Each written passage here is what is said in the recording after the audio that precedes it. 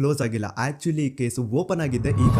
ನೋಡಿ, ಸೌಜನ್ಯನ ಬಾಡಿ ಸಿಕ್ಕಿದ್ದು ನೆಕ್ಸ್ಟ್ ದಿನ ಅಂದ್ರೆ 11 ಅಕ್ಟೋಬರ್ 2012. PSI ಯೋಗೇಶ್ ಅವರು ಯಾರನ್ನ ಈ ಕೇಸಲ್ಲಿ ಅರೆಸ್ಟ್ ಮಾಡಿದ್ರು ಅಂದ್ರೆ ಆತನ ಹೆಸರು ಬಂದು ಸಂತೋಷ್ ರಾವ್. 28-29 ವಯಸ್ಸಿರುವಂತಹ Santosh Rao first of all ಧರ್ಮಸ್ಥಳದವನು ಅಲ್ವೇ ಅಲ್ಲ, ಅವನು ಶೃಂಗೇರಿ. ಅವನು ಸಂತೋಷ್ ರಾವ್ನ ತಂದೆ ಸ್ಕೂಲ್ ಟೀಚರ್ ಅಂಡ್ ತಾಯಿ ಹೌಸ್ ವೈಫ್. ಸಂತೋಷ್ ಮೊದ್ಲಿಂದನೂ ಒಂದ್ ಸ್ವಲ್ಪ ಮೆಂಟಲಿ ಇಲ್ಲಿರೋದ್ರಿಂದ ಅವನಿಗೆ ವಿದ್ಯಾ ಬರಹ ಅನ್ನೋದು ತಲೆಗೆ ಹೋಗಿರಲ್ಲ. ಹಾಗಾಗಿ ಅವನು ಶೃಂಗೇರಿಯಲ್ಲಿ ಒಂದು ಹೋಟೆಲ್ ಅಲ್ಲಿ ಕೆಲಸ ಮಾಡ್ತಿರ್ತಾನೆ. ಮೆಂಟಲಿ ಅನ್ಸ್ಟೇಬಲ್ ಇದ್ರೂ ಸಹ ಈತನಿಗೆ ದೇವ್ರ ಮೇಲೆ ಬಹಳ ನಂಬಿಕೆ ಇರುತ್ತೆ. ಹಾಗಾಗಿ ತಿಂಗಳಿಗೆ ಒಮ್ಮೆ ಆದ್ರೂ, ಅಟ್ಲೀಸ್ಟ್ 2 ತಿಂಗಳಿಗೆ ಒಮ್ಮೆ ಆದ್ರೂ ಈತ ಯಾವ್ದಾದ್ರು ಒಂದು ಪುಣ್ಯಕ್ಷೇತ್ರಕ್ಕೆ ವಿಸಿಟ್ ಮಾಡಿ ಬರ್ತಿರ್ತಾನೆ. ಹಾಗೇನೆ ಈ ಸತಿನೂ ಸಹ ಈತ ಧರ್ಮಸ್ಥಳಕ್ಕೆ ಬಂದಿರ್ತಾನೆ. ಇವನು ಧರ್ಮಸ್ಥಳಕ್ಕೆ ಬಂದಿದ್ದು ದಿನಾಂಕ 9 ಅಕ್ಟೋಬರ್ 2012. ಈ ದಿನಾಂಕನ ಸ್ವಲ್ಪ ನೋಟ್ ಮಾಡಿ ಇಟ್ಕೊಳ್ಳಿ, ಯಾಕಂತಂದ್ರೆ ಮುಂದೆ ಈ ಕೇಸಲ್ಲಿ ಇದೇ ಮೇಜರ್ ಟರ್ನಿಂಗ್ ಪಾಯಿಂಟ್. ಸೊ ಸೌಜನ್ಯನ ಡೆತ್ ಆಗಿಂತ ಒಂದು ದಿನ ಹಿಂದೆ ಧರ್ಮಸ್ಥಳಕ್ಕೆ ಬಂದಿರುವಂತಹ ಸಂತೋಷ್ ರಾವ್ಗೆ ಎಲ್ಲನೂ ಉಳ್ಕೊಳ್ಳಿಕ್ಕೆ ಹೋಟೆಲ್ ಅಲ್ಲಿ ಅಥವಾ ಲಾಡ್ಜ್ ಅಲ್ಲಿ ರೂಮ್ ಸಿಗಲ್ಲ. ರೀಸನ್ ಇಷ್ಟೇ, ಸಂತೋಷ್ ರಾವ್ ನೋಡ್ಲಿಕ್ಕೆ ಸ್ವಲ್ಪ ಮೆಂಟಲಿ ಅನ್ಸ್ಟೇಬಲ್ ಪರ್ಸನ್ ತರ ಇರ್ತಾನೆ. ಅವನ ಅವತಾರ, ಅವನ ವೇಷಭೂಷಣ ಅಷ್ಟು ಸರಿ ಇರಲ್ಲ. ಹಾಗಾಗಿ ಇವನ್ಗೆ ಯಾವುದೇ ಒಂದು ಹೋಟೆಲ್ ಅಲ್ಲಿ ಅಥವಾ ಲಾಡ್ಜ್ ಅಲ್ಲಿ ಎಲ್ಲಿನೂ ರೂಮ್ ಸಿಗಲ್ಲ. ಸೊ ಉಳ್ಕೊಳ್ಳೋಕೆ ಜಾಗ ಸಿಗದೆ ಇವನೇನ್ ಮಾಡ್ತಾನೆ, ಅಲ್ಲೇ ಹತ್ರದಲ್ಲಿರುವಂತಹ ಬಾಹುಬಲಿ ಬೆಟ್ಟಕ್ಕೆ ಹೋಗಿ ಅಲ್ಲಿರುವಂತಹ ಬಾಹುಬಲಿ ಸ್ಟ್ಯಾಚು ಹತ್ರನೇ ಆಶ್ರಯ ತಗೊಳ್ತಾನೆ. ಅಂಡ್ 1-2 ದಿನ ಅವ್ನು ಅಲ್ಲೇ ಉಳ್ಕೋತಾನೆ ಕೂಡ. ಡೇ ಟೈಮ್ ಅಲ್ಲಿ ಧರ್ಮಸ್ಥಳಕ್ಕೆ ಬಂದು ಧರ್ಮಸ್ಥಳ ಶ್ರೀ ಮಂಜುನಾಥ ದೇವಸ್ಥಾನದಲ್ಲಿ ಇದ್ದು ಅಲ್ಲೇ ಪ್ರಸಾದ ಊಟ ಎಲ್ಲ ಮಾಡಿ ನಂತರ ನೈಟ್ ಆಗ್ತಿದ್ದಂಗೆ ಬಾಹುಬಲಿ ಬೆಟ್ಟಕ್ಕೆ ಹೋಗಿ ಆ ಸ್ಟ್ಯಾಚು ಹತ್ರನೇ ಮಲ್ಕೊಳ್ತಿರ್ತಾನೆ.